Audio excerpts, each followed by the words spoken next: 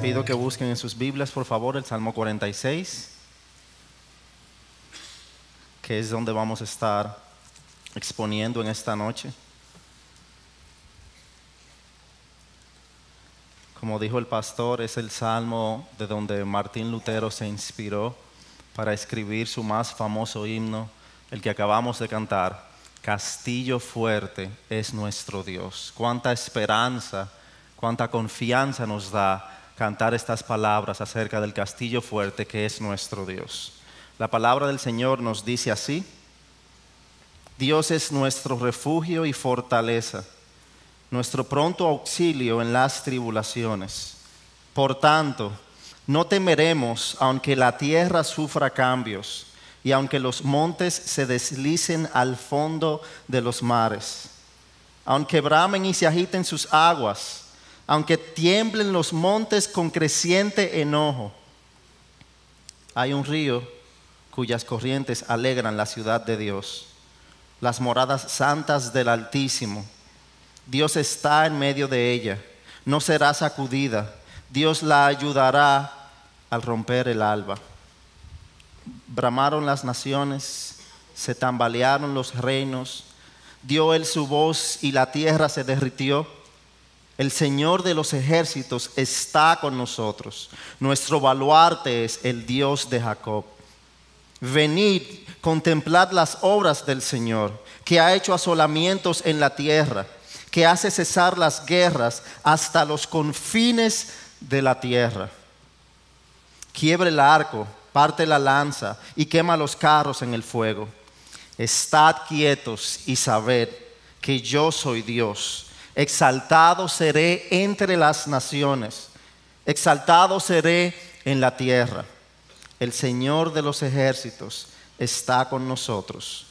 Nuestro baluarte es el Dios de Jacob. Padre, gracias por tu palabra, Señor. Pido que esta, por medio de tu Espíritu, sea entendida en nosotros, que seamos confrontados y pueda hacer luz en nuestro caminar. En el nombre de Jesús. Amén.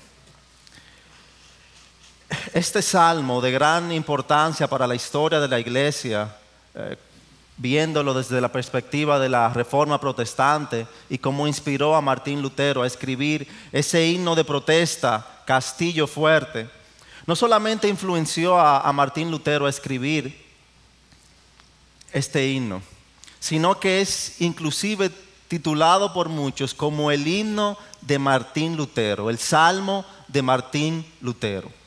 Esto porque, como escribe Montgomery Boyce acerca de la influencia del Salmo 46 en la vida de Lutero, Martín Lutero, cuando era agobiado, cuando era abrumado, cuando tenía cierta depresión y no sabía qué hacer, llamaba a algunos de sus discípulos o aprendices y venían delante en el templo, leían este salmo varias veces, lo cantaban, lo oraban y era una fuente de confianza para él. Pero ¿por qué traía tanta confianza a la vida de Lutero? ¿Y cómo puede ser eso aplicado a nosotros? Porque ciertamente es llamado el Salmo de Lutero, pero es un salmo que es de todos nosotros, pues es la palabra de Dios. Le traía tanta confianza porque es un salmo que más que centrarse en los problemas, que más que centrarse en las dificultades, se centra en el poder del Dios Todopoderoso, creador y sustentador de los cielos y la tierra.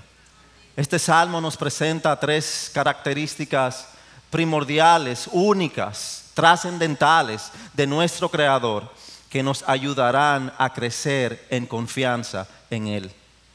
Nos presenta tres aspectos de ese Dios que adoramos, que nos ayudarán a crecer en confianza en Él. Nos presenta los primeros tres versículos a Dios como fuente de confianza, como fuente de seguridad. Los versículos 4 al 7, la segunda estrofa de este salmo, nos presenta a Dios como fuente de regocijo, como una fuente de contentamiento de su pueblo. Y la última estrofa, los versículos del 8 al 11, nos presenta a Dios como la fuente de paz y tranquilidad para su pueblo. Mira cómo este salmo comienza. Comienza de la mejor manera, yo creo. Dios. No comienza hablando de situaciones o preocupaciones, sino que desde el comienzo empieza centrado en Dios. En Dios. Y es muy importante tener esa perspectiva al ser abrumados, que más que mirar a las situaciones, debemos mirar a nuestro Dios Todopoderoso. Dijo el predicador Maurice Roberts que el pánico solo es posible cuando Dios es oscurecido en nuestros pensamientos por las circunstancias visibles. El pánico solo es posible en nosotros cuando tenemos un bajo concepto de Dios. Porque si tenemos un alto concepto de Dios como creador y sustentador del universo, no puede haber pánico que abrume a aquellos que tienen su confianza puesta en Él. Y sobre ese Dios en el cual debemos de estar centrados, la Biblia, el Salmo nos dice, Dios es nuestro refugio y nuestra fortaleza. Dos palabras que hablan de seguridad, dos palabras que hablan de confianza. La palabra refugio habla del poder, de la protección, de la seguridad que da algo o alguien. En este caso, Dios. En el libro de los Salmos, el presentar a Dios como refugio de su pueblo, como digno de tener confianza en Él, es algo constante. La palabra refugio es una muy utilizada más de 40 veces en el libro de los Salmos. Yo elegí solo algunos para tenerlos como ejemplo. El Salmo 18, versículo 2 nos dice, el Señor es mi roca, mi baluarte y mi libertador, mi Dios en quien me refugio. El Salmo 25, 20 nos dice, guarda mi alma y líbrame, no sea yo avergonzado, porque en ti, oh Dios, me refugio. El Salmo 91, versículo 2 nos dice, diré yo al Señor, refugio mío y fortaleza mía, mi Dios en quien confío. El Salmo 118, versículo 8 nos dice, es mejor refugiarse en Yahweh, en el Señor, que confiar en el hombre. Es mejor refugiarse en Dios que confiar en el hombre. Y cuando hablamos de un refugio, de algo o alguien que es refugio, hay dos cosas o dos énfasis que nos vienen a la mente. Número uno, es que para que exista un refugio, eso implica que hay una amenaza. Si hay un refugio en un sitio es porque hay amenazas que vienen a atacar a alguien. Las amenazas y ataques constantes que tenemos en la vida son algo que tendremos siempre. Cada vez que la palabra refugio es utilizada en la Biblia es siempre en el contexto de amenaza, de peligro, de calamidad que está sufriendo a alguien. Puede ser una amenaza física. David habla de eso en el Salmo 61, versículo 3, cuando dice, porque tú has sido refugio para mí, has sido torre fuerte frente al enemigo. O puede ser una amenaza emocional. El mismo David en el Salmo 31 dice, me refugio en ti, líbrame de la vergüenza. Y dice en el Salmo 142, me refugio en ti, líbrame de la soledad. Por lo que tú puedes pensar ahora mismo, que esta enseñanza no tendrá nada que ver contigo, nada que ver con tu vida, porque todo está calmado en tu vida, porque todo está apacentado, todo parece ir bien. Pero si estás vivo, lo seguro es que vas a tener amenazas en tu vida. Dijo Job en el capítulo 5, versículo 7 de Job, porque el hombre nace para la aflicción, como las chispas vuelan hacia arriba.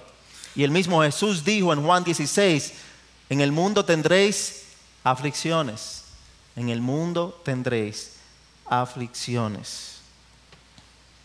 Y como tendremos amenazas, debemos preparar nuestra mente para la acción, como nos dice Pablo en 1 de Pedro capítulo 1, versículo 13. Y el preparar nuestra mente para la acción nos lleva a comprender el otro lado de la palabra refugio, que si ciertamente hay amenaza, también hay algo más poderoso que la amenaza, que nos puede proteger de eso. Y eso nos lleva a ver la superioridad de Dios, porque si Dios ha sido refugio, si Dios es visto como refugio para su pueblo, es porque Él es superior a cualquier otra cosa. Eso es lo que Dios ha demostrado ser para los suyos. Moisés, dándonos un canto de alabanza en su salmo, en el Salmo 90, versículo 1, nos dice: tú has sido refugio para tu pueblo de generación en generación. Ese es un versículo hermoso, que no solamente nos hace ver la fidelidad de Dios en el pasado, pero que nos da esperanza para el futuro. Porque si Él ha sido refugio de su pueblo de generación en generación, eso indica que Él continúa siendo refugio de su pueblo y que Él continuará siendo refugio de su pueblo. ¿Estás tú consciente de eso? ¿Estás tú consciente de que nuestro Dios es refugio de su pueblo? Lo ha sido de generación en generación. No importando qué tanto dinero o posesiones puedas tener, ni qué tan fuerte te creas, si algo seguro es que en el mundo tendremos aflicciones. Pero no importando la situación que estemos atravesando, aquellos que hemos puesto nuestra confianza en Dios por los méritos de Cristo, podemos saber que en el mundo tendremos aflicciones, pero como termina ese versículo también lo tenemos. Pero podemos confiar porque nuestro Salvador, nuestro Redentor, ha vencido al mundo. Y del poder de nuestro Dios, Él no solamente es refugio, pero Él es fortaleza. Él es fortaleza, Él es fuente de poder. Es donde podemos acudir cuando no podemos más. Él nos llena, Él llena nuestro tanque de fuerzas. ¿Alguna vez te has sentido sin fuerzas? En una situación donde piensas, ya no puedo más, ya no puedo más. Dios, no sé qué hacer. Ciertamente, tal vez todos nos hemos sentido así. Pero aún ahí podemos tener la confianza de que Él es fuente de fuerza, de poder para nosotros. Y algo que pasa cuando nos cuestionamos así en medio de una situación es que muchas veces, como le pasó mucho al pueblo de Israel, tendemos a pensar que Dios está muy lejos para escuchar nuestro clamor. Que Dios no nos está viendo, que Él tiene cosas más importantes que hacer, que Él no escucha nuestra aflicción, pero Él lo hace.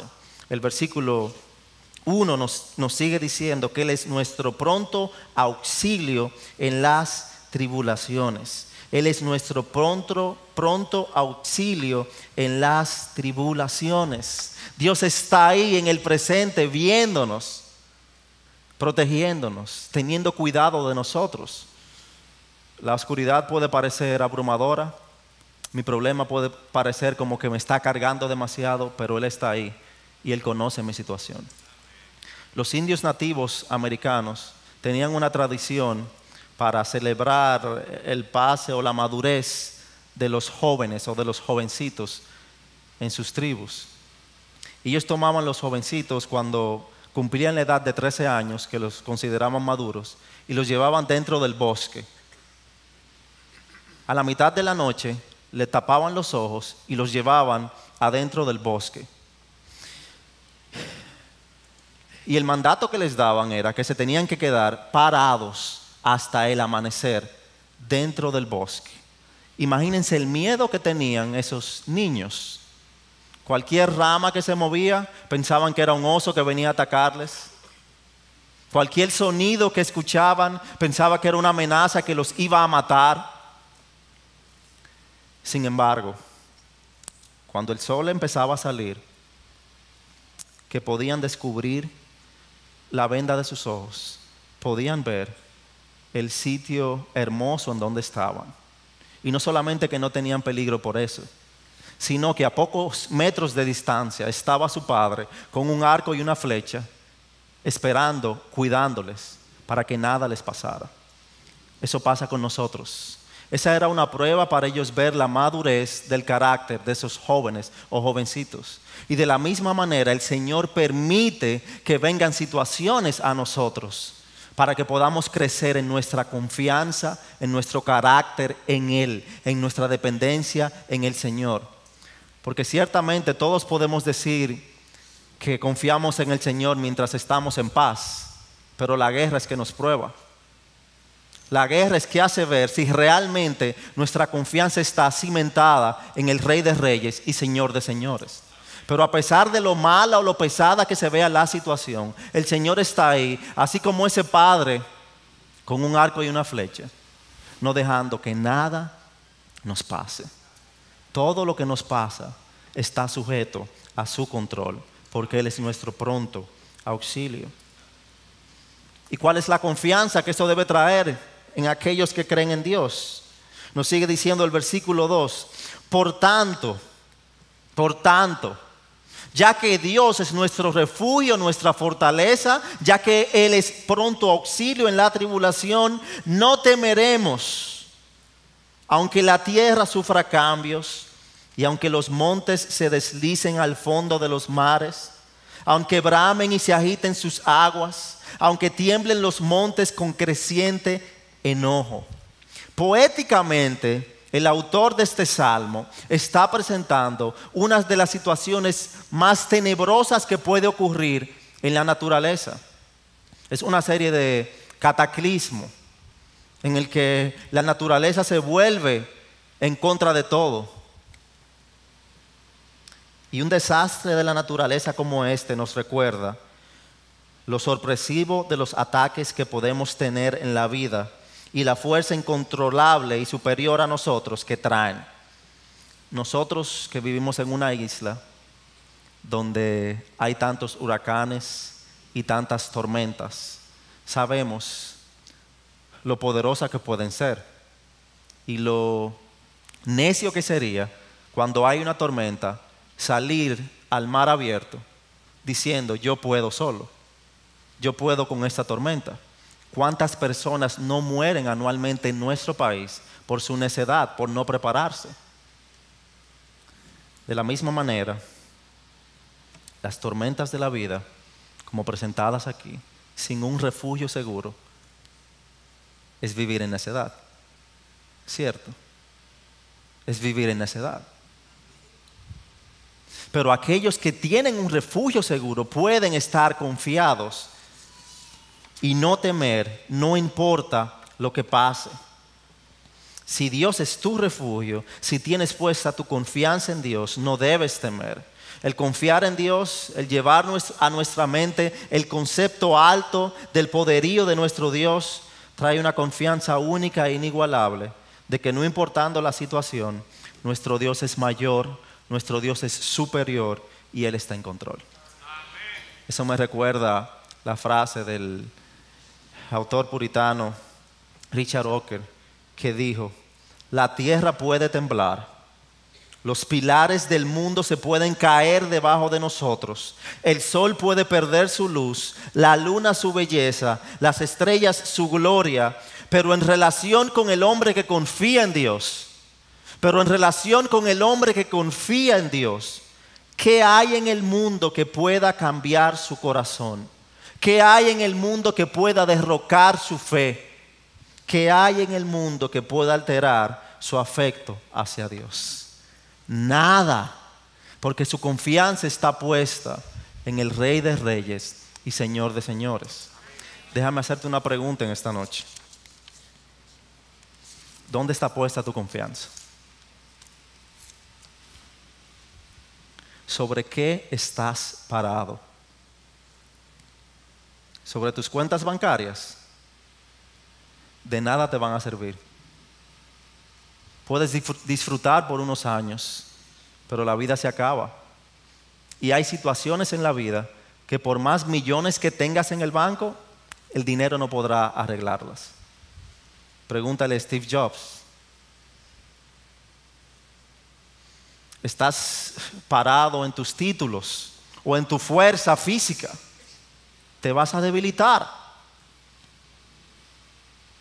La educación es buena, pero hasta un punto, porque la vida termina. Si no estás parado sobre ese castillo fuerte que es Dios, si tu seguridad no está en ese castillo fuerte, el Dios creador y sustentador del universo, estás caminando hacia la deriva. Necesitas ir al Salvador Jesucristo para que puedas tener esa confianza en Dios que solo Él puede dar. Él es la única fuente de confianza real. Ahora, la confianza en Dios trae un aspecto a sus hijos que el mundo que está fuera de Él no puede entender, y es una alegría aún en medio de la aflicción. Una alegría, un contentamiento aún en medio de la aflicción. Y eso es lo que nos sigue diciendo la segunda estrofa de este salmo a partir del versículo 4. Nos dice: hay un río cuyas corrientes alegran la ciudad de Dios, las moradas santas del Altísimo. Aquí el autor está ilustrando perfectamente el control de Dios como fuente de regocijo de los suyos. Poéticamente él se refiere a la ciudad de Dios como Jerusalén. Jerusalén en ese tiempo no tenía un río como tenían las otras ciudades. Sí tenía un río que fue creado por un pozo que hizo Ezequías, pero las demás ciudades tenían ríos como el Nilo, como el Éufrates, que eran fuente de alegría y confianza para ellos. ¿Por qué? Porque en el río era una fuente de tu poder salir, poder entrar. Ponían su fortaleza para proteger su ciudad. Si te atacaban por un lado, tú podías salir por el río. Era visto como una fuente de poder. Jerusalén no tenía eso. Sin embargo, a pesar de que no tenía un río físico, tenía algo aún mejor, que era la misma presencia de Dios. Básicamente él está diciendo, aunque aquellos miran su regocijo y su contentamiento por sus ríos, aunque su confianza está puesta en eso, nuestra confianza está puesta en la presencia del Señor, y Él trae alegría a los suyos. Hay aquellos en nuestra cultura que viven en gran seguridad y prosperidad. Sin embargo, sus vidas se consumen con preocupación y miedo. Hay muchas personas con sus cuentas bancarias repletas, con los mejores seguros de vida que hay, con los mejores seguros de salud que hay, que han viajado todo el mundo. Sin embargo, viven sucumbidos en una preocupación, en una agonía constante, con depresión, sin esperanza alguna. Y hay aquellos que aún sin tener nada, en el banco, viven con un gozo y un regocijo constante que el mismo mundo no puede entender. Esta mañana yo hablaba con una señora de nuestra iglesia que yo tenía algunos días que no veía. Se llama Miriam, y le pregunto: ¿cómo va todo? Y me dice ella: bueno, gozosa, pero el río se metió a mi casa, inundó toda la casa y me dañó todo lo que tenía en mi casa por las altas lluvias que hemos tenido las últimas semanas. Y le digo: ¿y los niños y tu familia? Ellos están gozosos porque el Señor nos preservó. Nos tuvimos que ir al campo a vivir, pero estamos alegres porque el Señor cuidó de nuestra vida. Yo me quedé pensando mucho esta tarde en la respuesta de ella. Les hablo de una persona que no tiene, como dicen, dónde caerse muerta. Pero el gozo que estaba reflejando para mí era impresionante. Porque nosotros muchas veces con más posesiones, con más dinero, con mucho mayor seguridad, que el agua no se nos mete en la casa, podemos dormir tranquilos, disfrutando del sonido de la lluvia. Muchas veces somos más mal agradecidos que esas personas con Dios. A pesar de las tantas bendiciones de Dios, buscamos contentamiento, buscamos alegría en algo que no es Dios. Y eso es erróneo. Dios es fuente de alegría para los suyos, para los suyos. Juan 7:38, Jesús dijo: el que cree en mí, como ha dicho la Escritura, de lo más profundo de su ser brotarán ríos de agua viva. Eso es lo que caracteriza la vida de un creyente. Eso es lo que caracteriza la vida de un creyente. El Salmo nos sigue diciendo en el versículo 5 que Dios está en medio de ella, de la ciudad, hablando de su pueblo. Por lo tanto, no será sacudida. Dios la ayudará al romper el alba. Y esa frase aquí nos hace referencia a la vulnerabilidad que tenemos en la vida, lo vulnerable que somos. El romper el alba hace referencia a la mañana. La mañana para los pueblos era el tiempo más vulnerable. Era el tiempo en el cual se entendía que eran más débiles, entonces más propensos a ser atacados efectivamente. Pero aquí nos dice que Dios la ayudará al romper el alba, hablando de que aun cuando pensemos que no podemos más, el Señor viene al rescate. El Señor es quien tiene la última palabra. Él es quien tiene la última palabra. Lamentaciones 3, 21 y 23. Esto traigo a mi corazón, por esto tengo esperanza, que las misericordias del Señor jamás terminarán, pues nunca fallan sus bondades, son nuevas cada mañana. Grande es tu fidelidad, Señor. Grande es tu fidelidad. El versículo 6 nos sigue diciendo: bramaron las naciones, se tambalearon los reinos, dio él su voz y la tierra se derritió. Es la misma palabra bramaron que utilizó en el versículo 3 para hablar de las torrentes de las aguas, describiendo básicamente un maremoto. Ahora esa fuerte acción no es de la naturaleza, sino de las naciones y los pueblos en contra del pueblo de Dios. Y a la vez nos muestra un contraste en cuanto a los ataques de las naciones en contra del pueblo de Dios y la voz de Dios que silencia cualquier turbación. Ciertamente el pueblo de Dios ha tenido ataques a través de la historia, sigue teniendo ataques, pero Dios es quien tiene la última palabra. Ellos pueden enfurecerse, ellos pueden planear en contra del pueblo de Dios, pueden querer destruirnos, pero Dios y solo Dios tendrá la última palabra.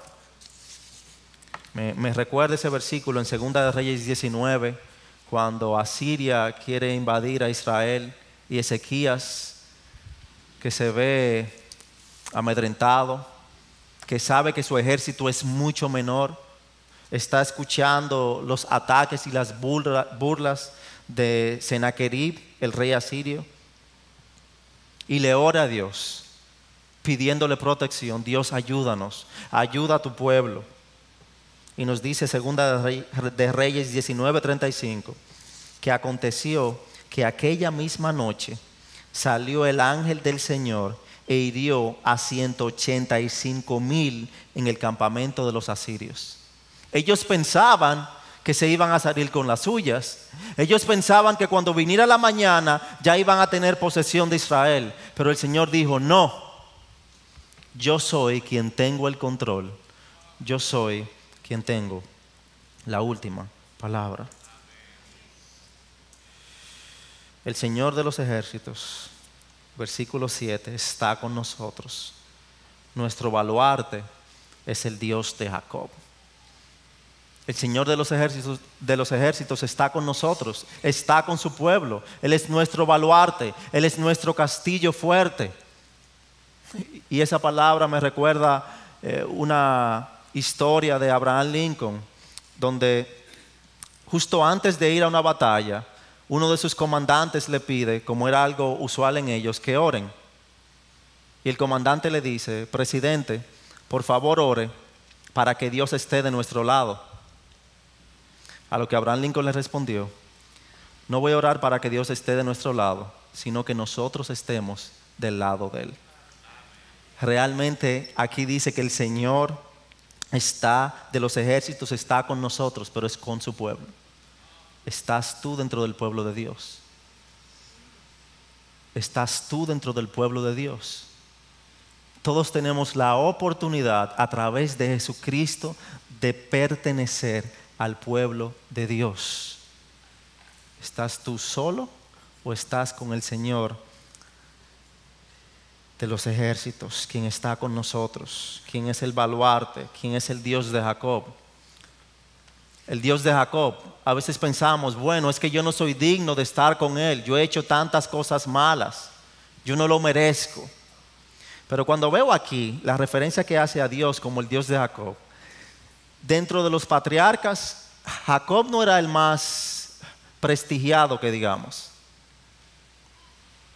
Fue alguien visto un tanto como un estafador, alguien en buen dominicano vivo. Sin embargo, la misericordia de Dios lo alcanzó. Y aquí lo menciona como el Dios de Jacob, o sea que Dios estaba con él. Un patriarca de la fe, un padre de la fe para el pueblo de Israel. Ese mismo Dios de Jacob puede ser nuestro Dios a través de Jesucristo. Qué gran esperanza tenemos en eso.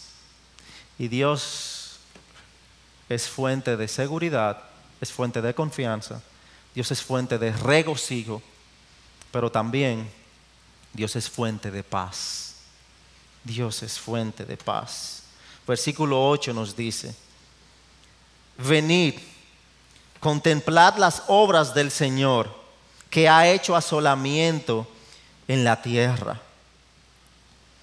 El pueblo de Dios, que es lleno de alegría, recibe el mandato aquí de contemplar cómo Dios ha acabado con sus enemigos. Que vean el poder de Dios a su favor. Las obras de Dios, las maravillas de Dios, son dignas de ser contempladas por su pueblo.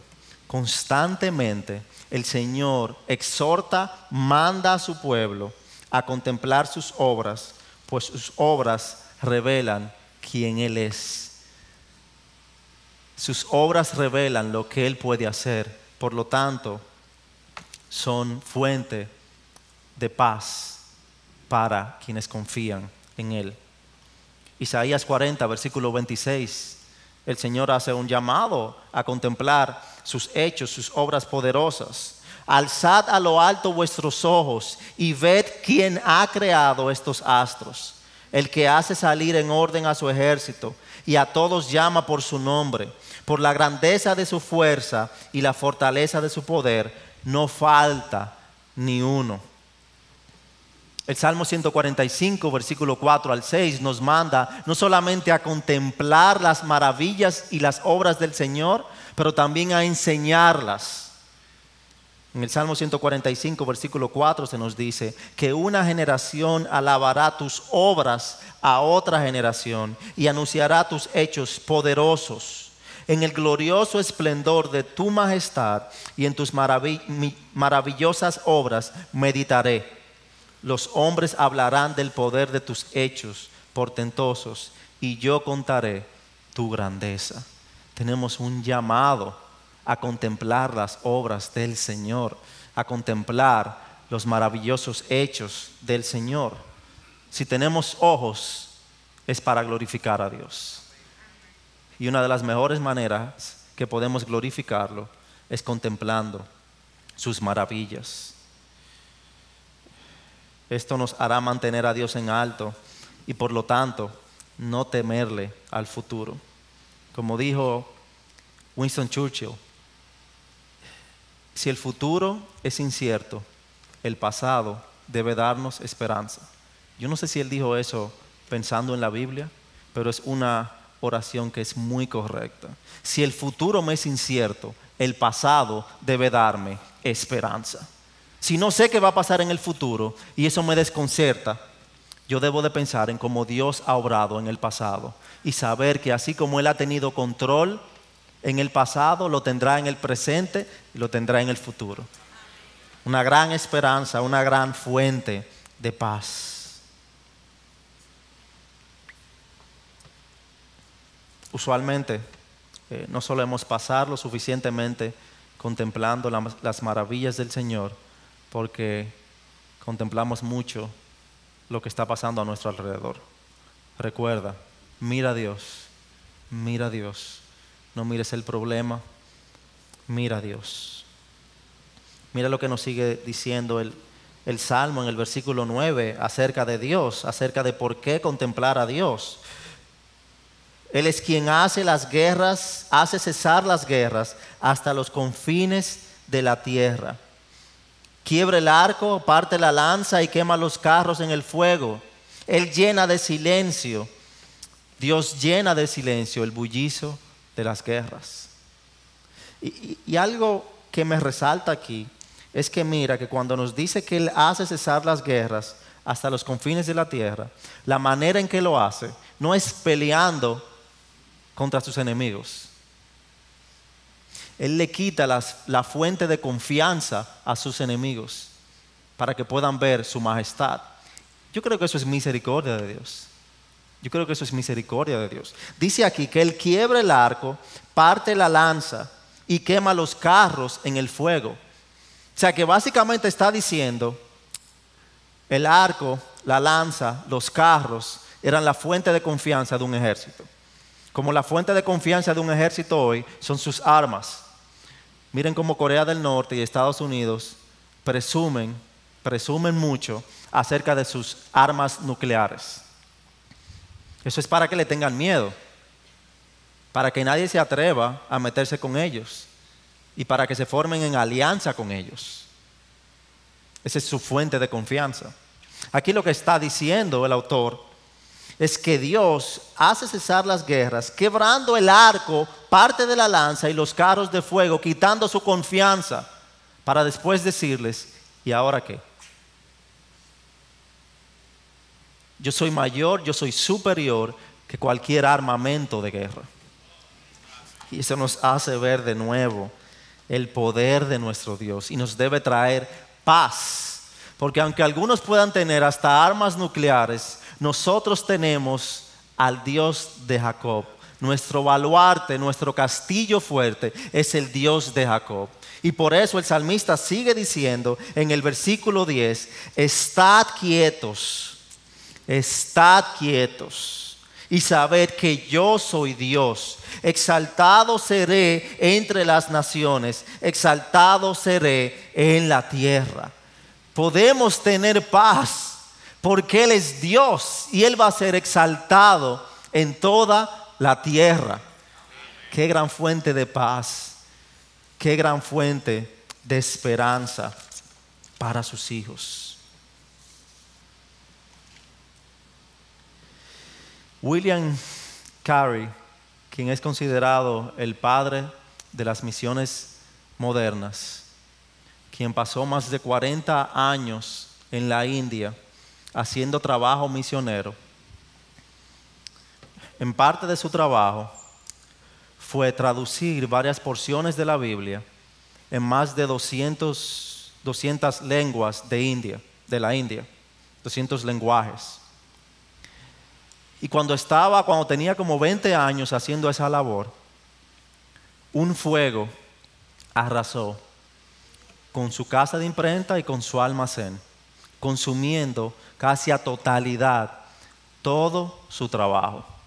Todo el trabajo de 20 años de traducción bíblica fue quemado y hecho cenizas.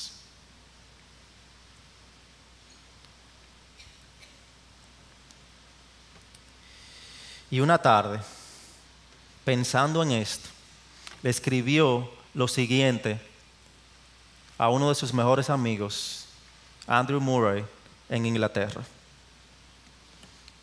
Cito: el trabajo debe hacerse de nuevo, pero no debemos desalentarnos. Todos hemos sido ayudados bajo nuestra aflicción y preservados del desaliento. Mi mayor ayuda ha sido contemplar la soberanía, la sabiduría y el poder de nuestro Dios, pues Él me ayudará. Y terminó citando el Salmo 46, versículo 10. Estad quietos y sabed que yo soy Dios. Él encontró paz en la soberanía y el poder de Dios. Yo no sé si yo hubiera actuado de esa manera. Uno puede frustrarse. Un trabajo de 20 años. Uno puede desanimarse y hasta cuestionarse uno mismo. Y hasta cuestionar a Dios. Pero en medio de su aflicción, en medio de su problema, Él encontró paz, sabiendo que Dios es Dios y Él tiene control. Esa misma confianza que Él tuvo al contemplar a Dios es la misma confianza que tú y yo podemos tener, porque esa misma paz se promete para nosotros. Filipenses capítulo 4, versículos 6 al 7 nos dice: por nada estéis afanosos, sino sean conocidas vuestras peticiones delante de Dios en toda oración y ruego con acción de gracias. Y la paz de Dios, no la paz del hombre, no la paz creada por las naciones o el mundo, la paz de Dios que sobrepasa todo entendimiento, guardará vuestros corazones y vuestros pensamientos en Cristo Jesús. En Cristo Jesús, tú y yo podemos hallar esa paz que tanto necesitamos por nuestra enemistad con Dios.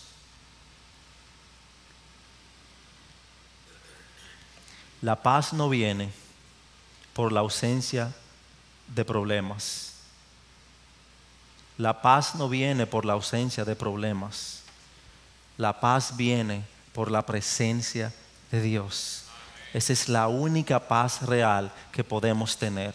Si nuestra confianza está puesta en ese castillo fuerte que es Dios, podemos tener la paz perfecta. Termino leyendo el versículo 11 que repite el salmista aquí. El Señor de los ejércitos está con nosotros. Nuestro baluarte es el Dios de Jacob. Que tú y yo podamos orar así. Que tú y yo podamos testificar de esa manera. Que nuestro baluarte es el Dios de Jacob.